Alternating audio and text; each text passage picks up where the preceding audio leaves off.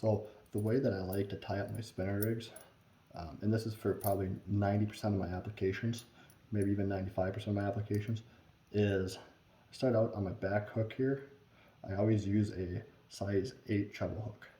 And I like the treble hook versus like a double octopus, which is pretty popular just because of more hook points, you get a better hookup percentage, I've found, and things like that. And I always run it a black one.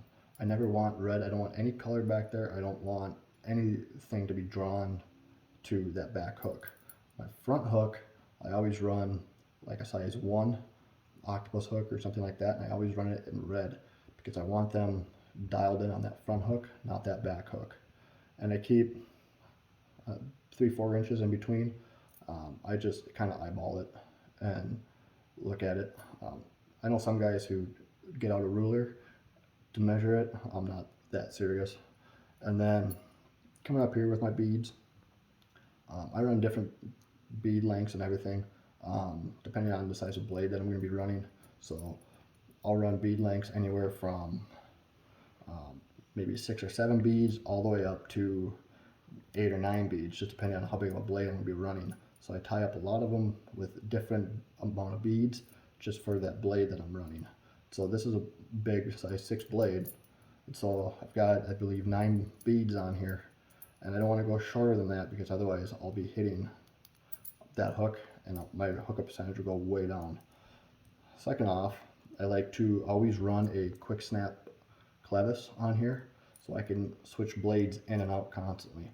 So maybe they don't like this blade, maybe they want a different color, different vibration, something like that. I can just pop this off real quick and pop on a new one while not having to grab a new snell or whatever. And I tie all of my spinner rigs on 15-pound fluorocarbon. I use fluorocarbon just for the abrasion resistance of it. It's great on rocks, wood, anything. It's going to hold up a lot better than like a monofilament would.